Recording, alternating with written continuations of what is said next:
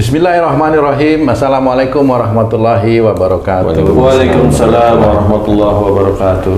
Para pemirsa dan sahabat beriman dimanapun berada, alhamdulillah kita berjumpa lagi di Ustadz Danu Official Channel. Semoga kita selalu dalam lindungan Allah Subhanahu wa Ta'ala. Amin ya rabbal alamin. Di video kali ini kita akan ngaji lagi bersama guru kita semua, Pak Ustadz Danu. Assalamualaikum Pak Ustadz. Waalaikumsalam warahmatullahi wabarakatuh. Dan saya juga ditemani oleh sahabat saya, Bang Jainuddin. Assalamualaikum Bang Ji. Waalaikumsalam Pak Tung. Alhamdulillah. Nah, para pemirsa dan sahabat beriman dimanapun berada, tema kita kali ini tentang hidayah. Nah, jadi nanti akan bertanya kepada guru kita Pak Ustadz Danu tentang hidayah yang kadang-kadang di dalam kehidupan ini juga tumpang tindih itu antara hidayah atau orang yang memaksakan keinginannya dan lain-lain. Seperti itu ya Ji ya? Iya. Haji mungkin ada cerita nih yang mau disampaikan dulu kepada guru kita. Iya, hidayah itu kan seperti yang kita sama-sama ketahui itu kan hak Allah. Betul. Hak prerogatif Allah ceritanya. Tapi terkadang banyak di masyarakat nih kayak mohon maaf nih, kayak guru-guru memaksakan muridnya untuk pinter, pandai gitu kan, dengan berbagai cara gitu kan. Atau juga misalnya di rumah misalnya gitu ya, saya menyuruh anak saya, kamu jangan di rumah aja, mau jalan keluar tuh bersosialisasi. Nah ini juga apa termasuk yang memaksakan kehendak itu? Belum ada ancaman. Kalau ada ancaman memaksakan. Bagaimana itu Pak Ustadz? Mohon penjelasannya, ini agak apa namanya ini? Tumpang tindih gitu Pak Ustadz. Iya. Bismillahirrahmanirrahim. Assalamualaikum warahmatullahi wabarakatuh. Waalaikumsalam warahmatullahi wabarakatuh. Amin ya rabbal alamin. Jadi kalau contoh yang dari Haji C tadi, guru, dosen atau apapun, guru agama juga, guru ngaji itu termasuk ya memberikan sesuatu, termasuk orang yang dakwah. Ya, betul. Termasuk orang yang dakwah. Jadi yang harus kita ketahui itu bahwa pekerjaan yang dilakukan untuk orang lain, ya guru, ya ngaji, ya ustadz mamanya atau kiai, itu pekerjaannya adalah memberikan ilmu, masih memberikan ilmu. Nah, memberikan ilmu itu bukan endingnya yang dilihat, bukan, tetapi adalah keikhlasannya. Keikhlasan itu yang bagaimana? Satu, dalam memberikan pelajaran dia niatnya harus karena Allah, lillahi ta'ala. Jadi para murid dari guru-guru ini itu nanti yang memberikan kepandaiannya itu hanya Allah aja. Jadi guru ini hanya mencoba memberikan jalan murid-muridnya itu memahami ilmunya dulu, termasuk dosen, termasuk nanti yang bisa jadi insinyur dan dokter dan sebagainya. Karena beliau baru mengamalkan salah satu yang disuruh oleh Allah Ta'ala, innallaha la yughayyiru ma bi qaumin hatta yughayyiru ma bi anfusihim. Jadi sesungguhnya Allah tidak akan merubah nasib suatu kaum sehingga kaum tersebut merubahnya. Nah, nasib di depannya ini dicoba oleh para guru-guru pengajar, ustadz, kiai ini. Nasib di depannya itu mau dirubah dengan memberikan ilmu. Nasib ini akan dirubah dengan memberikan ilmu. Paham? Ilmu matematika, ilmu fisika, ilmu biologi, ilmu kimia, ilmu hitung-hitungan beban, ilmu kekuatan balok, ilmu kekuatan besi dan sebagainya, lendut balok kan gitu ya, semua nih. Nah, ilmu ini diberikan oleh guru atau dosen atau kiai atau ini untuk agar dia itu berubah. Dari yang nggak tahu menjadi tahu. Dari yang nggak tahu menjadi tahu, agar takdir itu akan berubah ke depannya. Paham ya? Jadi kalau sekarang itu ada orang takdirnya sekarang nggak punya harta, kemudian berusaha agar punya harta, ya takdirnya nggak punya harta itu ya tetap nggak punya harta, nggak bisa dirubah. Yang dikatakan dalam ayat ini Allah nanti akan merubah, ini ceritanya ini adalah takdir kedepannya yang memang Kita tidak tahu takdir kita mau apa, tapi paling tidak kalau punya ilmunya, insya Allah itu akan menjadi perubahan. Baik perubahan dari sisi dunianya maupun perubahan dari sisi akhiratnya. Jadi semua pengajar itu harus niatnya karena Allah. Sehingga Allah itu tidak akan menjadikan jika muridnya besok itu benar-benar jadi orang baik, dia itu tidak merasa bangga. Paham ya? Tidak merasa bangga dan tidak, oh itu murid saya, kan gitu. Nah, dibaliknya dari murid yang pintar atau murid bukan pintar ya, murid yang baik. Jadi pintar ini bukan acuan sebenarnya. Murid yang baik ya di hadapan Allah ya baik ya. Lawannya adalah murid yang kurang baik. Kan guru itu juga punya murid-murid yang memang nakal-nakal. Dan lebih banyak nakal atau baik sebenarnya. Jadi itu kalau dilihat ending nggak akan sering ketemu, nggak akan. Padahal banyak orang nggak. Sekarang kalau kita lihat nih, semua akan sekolah, ya temenmu, temennya Cici sekolah nih. Dalam pekerjaan ini kan rata-rata sekolah semua nih, betul nggak Ci? Sayanya cuma satu.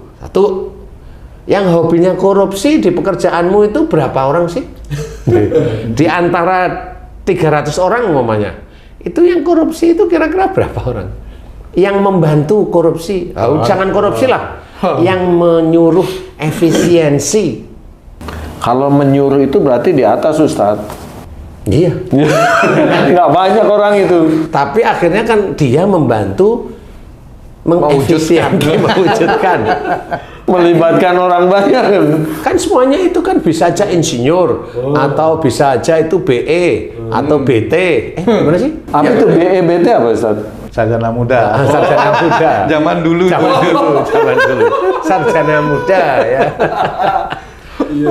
Bachelor teknik umpamanya ya, atau ST umpamanya, kan gitu. Nah, di sini itu dilihat, ini semuanya belajar semua. Lah di satu instansi aja udah banyak ini yang cari-cari efisiensi. Cari-cari itu kan nggak sebenarnya kalau di dalam kontraknya itu nggak ada efisiensi. Jadi owner itu tidak berkata carilah efisiensi sebanyak mungkin asal kekuatan bangunan ini terpenuhi, kan nggak ada. Nggak mungkin kalau owner ngomong gitu. Kan benar nih. Kita ngomong cerita ini benar kan gitu ya. Tapi yang ini loh, yang ngerjain ini pimpinannya kan selalu nyuruh cari efisiensi umpamanya. Nah, pada saat cari efisiensi ini kan semua dari instansi ini semuanya kan akan ikut, ngikutin sebenarnya.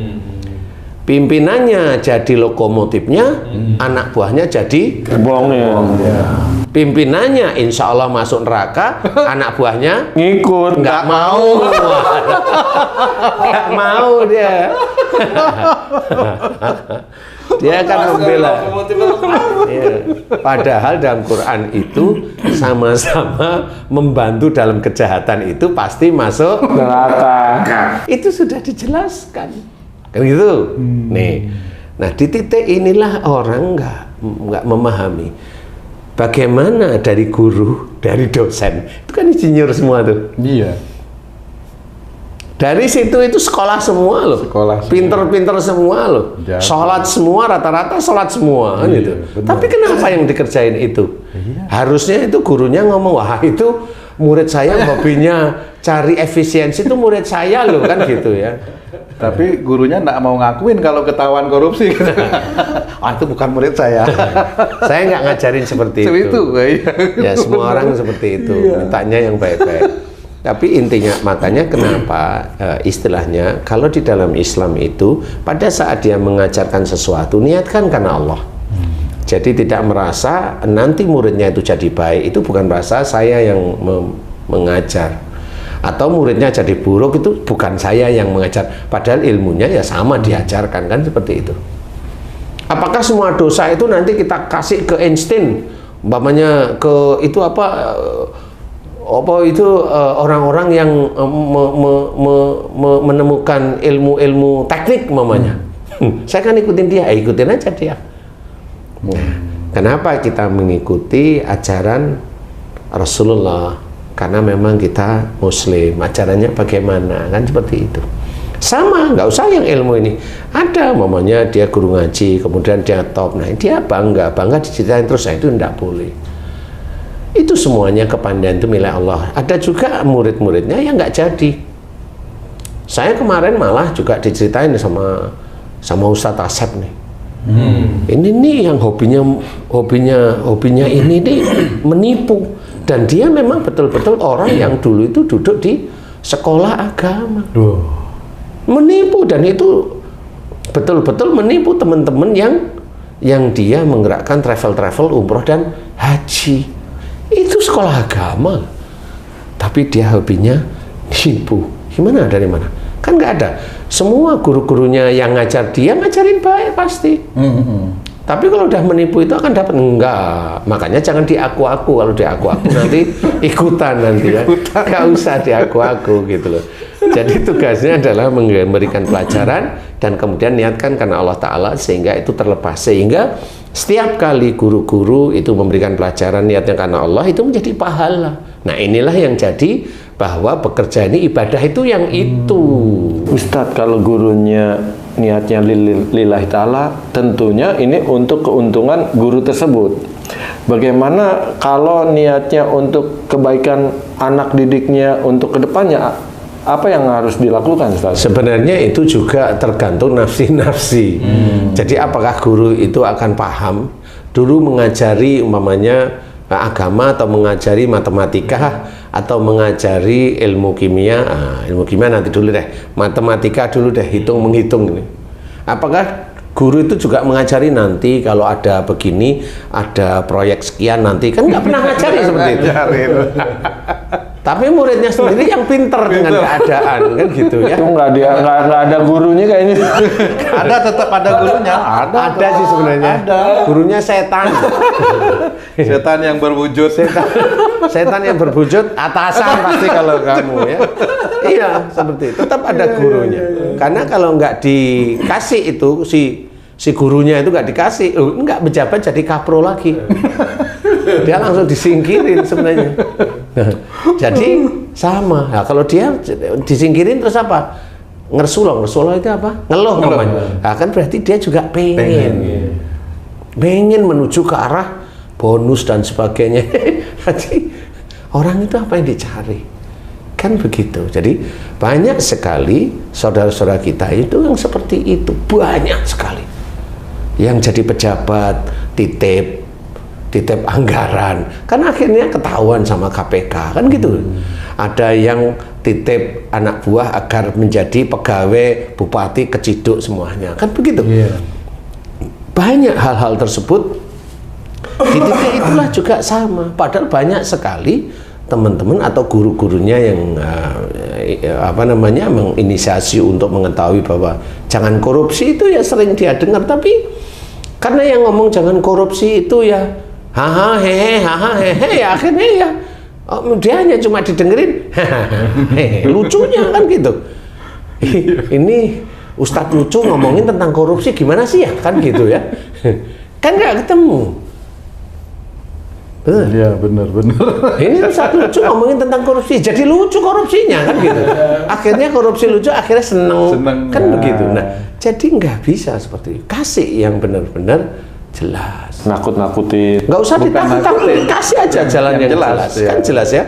Kamu Islam, tanyain aja. Kamu mau besok kalau mati masuk surga apa neraka? Jawaban mulut pasti surga. Tapi yang kamu kerjakan itu adalah hak-haknya orang yang besok masuk neraka. Ciri-cirinya. Iya, ciri-cirinya. Satu, kalau kamu itu proyekmu diperiksa sama KPK, apa doanya, doa? Dia nggak mau doa di Indonesia. Doanya langsung di depan Ka'bah. Agar apa? Agar diselamatkan oleh Allah Ta'ala. Kan gitu? Iya. Allah itu nggak mau mendengarkan doa orang yang mencuri sebenarnya. Tapi Allah juga mengizinkan kalau memang dia tidak ditangkap, itu memang Allah mengizinkan, tapi Allah tidak suka. Akhirnya dia merasa besok kalau saya itu ada kalau diintip sama KPK, saya harus ke Mekah. Seperti itu. Doa di situ agar diselamatkan, agar saya tidak terpuruk, agar saya tidak malu ya Allah, kan gitu doanya. Agar saya jangan sampai melarat, agar saya begitu aja. Sebenarnya doa seperti itu diketawain sama Allah Ta'ala. Dia lupa kalau dia tuh nyuri sejak dulu. Tapi kalau mamanya di antara mereka itu selamat, itu bukan karena Allah. Allah tetap tidak suka, karena memang imannya kurang, sehingga dibiarkan aja sama Allah Ta'ala. Nah, hartanya orang Islam yang seperti itulah namanya istijraj. Jadi bukan berarti kalau dia hartanya dipergunakan untuk umrah atau untuk berhaji dengan harta yang panas, yang haram seperti itu, apakah Allah suka? Enggak. Banyak dari para ulama itu menceritakan harta untuk berhaji itu atau umrah tidak boleh dari harta haram. Enggak boleh sebenarnya. Menarik juga tuh Pak Ustadz. Bukan menarik, ini memang beneran kan gitu. Jadi itulah orang yang tidak paham. Dia sholat tapi dia tidak paham sholatnya itu untuk apa. Padahal diceritakan bahwa sholat itu insya Allah bisa mencegah dari perbuatan keji dan mungkar. Inna sholata tanha anil fahsya'i wal munkar. Jadi kita harus paham. Jadi orang sholat itu dia mencoba untuk menjaga tidak melakukan perbuatan keji, yaitu perbuatan untuk diri sendirinya keji itu. Mungkar, perbuatan dolim dengan kepada orang lain. Kalau pensiun itu bentuk hidayah nggak, Ustaz? Ya, itu hidayah aja, gak difahami. Hidayah untuk semuanya, yang dulunya boros-boros ya belajarlah. Tapi kalau bisa kan jangan boros. Jadi hidayah itu akan diberikan oleh Allah Ta'ala kalau dia itu sebenarnya begini ya. Hampir semua petunjuk baik itu hidayah menurut saya. Petunjuk baik, Pak Ustadz. Semua petunjuk baik itu hidayah. Petunjuk baik dulu nih. Ada nggak petunjuk yang nggak baik? Sebenarnya nggak ada sih, semua petunjuk itu baik aja. Benar. Rumahmu kecurian, itu petunjuk. Nah itu kan nggak baik. Itu untuk kamu nggak baik. Oh, jadi harus pikiran positif terus ya Pak Ustadz? Nah, iya, untuk kamu nggak baik. Kenapa? Kamu kecurian. Iya. Persoalannya harus dipikir, kenapa kamu kecurian? Itu jadinya Kan begitu. introspeksinya introspeksi. Nah, itu petunjuk, itu tetap baik agar memahami sedekahlah yang niatnya karena Allah Ta'ala. Ada nggak harta-harta kamu yang masih panas dulu, masih ikut-ikutan, kan begitu. Itu walaupun kecurian itu petunjuk, tetap itu hidayah dari Allah Ta'ala. Jadi nggak bisa semua petunjuk itu jelek. Enggak. Kadang petunjuk itu bisa jadi disalahartikan ya. Kalau seperti tadi kan hikmah dibalik kesulitan lah, dicuri, kenapa dicuri? Ada lagi yang dicuri, kayaknya si A nih yang sirik sama saya nih. Nah, jadi dendam lagi. Itu berarti nggak mengambil hikmah dari suatu peristiwa ya? Enggak. Dia merasa ego kalau itu. Jadi dia merasa apa yang difikirkan itu benar. Jadi memang tidak boleh seperti itu. Jadi mamanya dia merasa ditipu sama si A nih. Kemudian si A itu dapat musibah. Wah, itu dia karena sering nipu saya jadi kena musibah. Oh, tidak boleh ngomong seperti itu. Itu banyak yang begitu itu malah itu ngomongnya gitu. Tidak boleh seperti itu. Itu tidak boleh. Karena yang berhak memberikan musibah itu Allah. Dia itu hanya segelintir orang-orang yang dia ditipu sama dia. Dia nggak boleh mengaku-ngaku semuanya itu Allah Ta'ala. Seolah-olah Allah sayang sama dia ya. Seolah-olah menurut dia itu Allah itu dengar doanya dia. Ya belum tentu, sholatnya kadang ya amburadul dan sebagainya. Dia hanya mengedepankan dendam, benci, dan ingat terus-menerus, kan nggak bisa. Petunjuk dari Allah Ta'ala itu sebenarnya setiap saat. Petunjuk seperti itu. Umpamanya kamu dari pagi hanya sarapan bubur ayam yang kecil. Siang belum makan nih, kan lapar nih. Kamu minum kopi, kamu kenyang. Itu petunjuk dari Allah Ta'ala bahwa kamu bisa belajar bahwa tidak makan seharian pun nggak apa-apa asal ada kopi dengan gula yang sedikit diminum, perut kenyang. Sehingga petunjuknya apa? Oh, berarti saya kan bisa belajar bagaimana mengecilkan badan saya, tidak perlu makan besar, tapi hanya dengan gula sedikit, saya minum, saya kenyang. Kok panjang gitu jadinya ya Pak? Loh kan itu kan petunjuk tetapan. Apakah petunjuk itu datang dari keinginan atau cita-cita seseorang? Enggak, petunjuk itu sebenarnya kan hasil dari ibadah seseorang atau ketaatan seseorang, ketakwaan seseorang itu kepada Allah Ta'ala. Petunjuk itu seperti itu. Jadi kalau dia taat pada Allah Ta'ala, semua yang dia lihat, semua yang dia dengar, semua yang dia alami itu petunjuk dari Allah Ta'ala. Nah, ini yang harus ketahui. Semua itu petunjuk yang ada di dunia ini, petunjuk bagi orang muslim itu untuk taat kepada Allah Ta'ala. Insya Allah seperti itu. Apapun bentuknya itu petunjuk.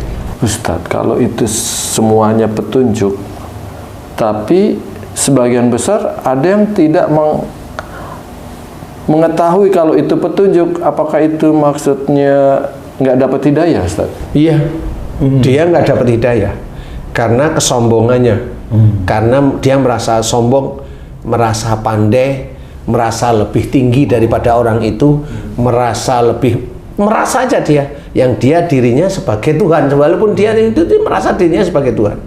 Jadi semua ini petunjuk di dunia ini. Tidak ada yang tidak petunjuk dari Allah Ta'ala.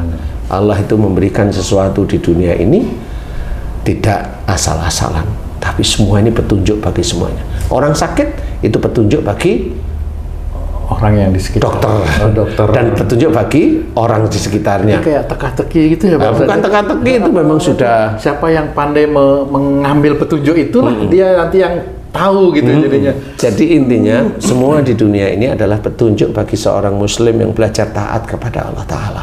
Semuanya. Baju yang kita pakai itu petunjuk. Mau kita banggain baju kita, mau kita banggain songkok kita, mau kita banggain sorban kita, mau kita banggain imamah, mau kita banggain kafiyah, itu petunjuk sebenarnya. Semuanya itu petunjuk. Enggak orang Indonesia, enggak orang Mesir, enggak orang Arab, enggak orang Cina, enggak orang Eropa, enggak. Semua harus belajar bahwa semua di dunia ini petunjuk dari Allah Ta'ala untuk agar kita taat pada Allah. Insya Allah seperti itu. Makanya hidayah itu sebenarnya bisa aja diberikan pada orang. Iya. Petunjuk atau hidayah diberikan pada orang, iya bisa. Tapi Allah juga memberikan petunjuk melalui semua yang terjadi, kejadian di sekitar kita. Semuanya petunjuk. Untuk muamalah banyak. Cuma orang itu hanya taunya hidayah itu dari Allah. Iya, betul. Termasuk kejadian-kejadian alam seperti itu petunjuk. Iya, petunjuk, iya, petunjuk dari Allah Ta'ala. Kayak orang dimakan harimau, ya itu petunjuk. Iya. Oh, harimau kok dideketin, kan gimana? Bener itu, petunjuk simpelnya begitu. Iya, kan gitu ya. Lah kan dia pawang, dia sudah tanda tangan, jadi ya kalau ada sesuatu ya dia sudah tanda tangan ya. Ya kali dia kenapa dimakan harimau, kali dia di luar tuh sombong bahwa saya ini yang naklukin harimau, yang ini bisa begini. Nah, akhirnya dimakan beneran tuh. Itu petunjuk bagi keluarganya dan bagi orang-orang yang diceritain bahwa dia itu mampu, kan nggak boleh. Yang hanya mampu itu hanya Allah. Makanya jangan merasa bahwa kamu amalin ini nanti kamu sukses, enggak boleh.